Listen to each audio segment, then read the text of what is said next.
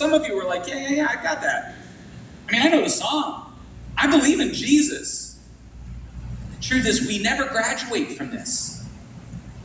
And what is easy to lose sight of, even in my own life, is our focus can begin to move to other things that we are depending on in our life. We say that Jesus is Lord, but we're really placing our foundation of our life in other things, and you typically don't realize it until life starts to get a little shaky, until things in culture start to feel a little messed up, and then suddenly it's like, ooh, yeah, Jesus is Lord, but what really mattered is what people are doing around me, or how people perceive me, or what's in my bank account, or it's those sorts of things that become the foundation of our life. So Paul's letter begins with this fact that we need to focus on Jesus first. And when we get clarity around who he is, our life will feel more secure and stable.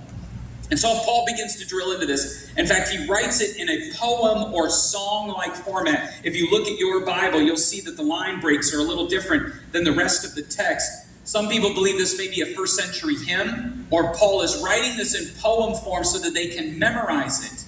Like it would be an ancient creed about who Jesus is. And look at where it starts. Christ is the visible image of the invisible God.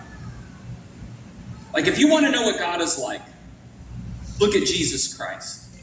He is the visible representative of God. He's the picture of who God really is and what he's like. Do you remember how we used to get pictures? I'm going to blow some of your minds, okay?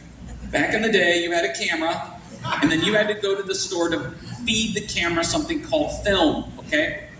I know for some people that are really into photography, film may be making a comeback, but those of you that have only used like digital cameras and smartphones, you have no idea what an adventure taking pictures really was. You'd feed the film into your camera, then you'd have to wind it a little bit, and then you would go out and you would take pictures that you couldn't see. You had no idea if it was a good picture or not. In fact, what you were seeing through the viewfinder didn't always match what was on the film. Why? Because you would take pictures for a few days, some of you a few weeks, whatever. Then you would take the film out of the camera and you would drop it off at the pharmacy, which was always curious to me, or a grocery store. And you would wait a few days for the film to come back, or if they got good at 24-hour film development, they would take something that you couldn't really see and they would give you a visible expression of that. So you would pull it out and you would get you're ready to relive all of your memories. And as you thumb through them, you realize half of them, you have your fat finger over the lens. So there goes $25, just like that. It's gone, You ruined family moments with your finger, right? So the truth is, God has always been present, but he's not always been visible or easy to see. And so Jesus is the photograph for us to get a glimpse of what God is like. He's the visible image.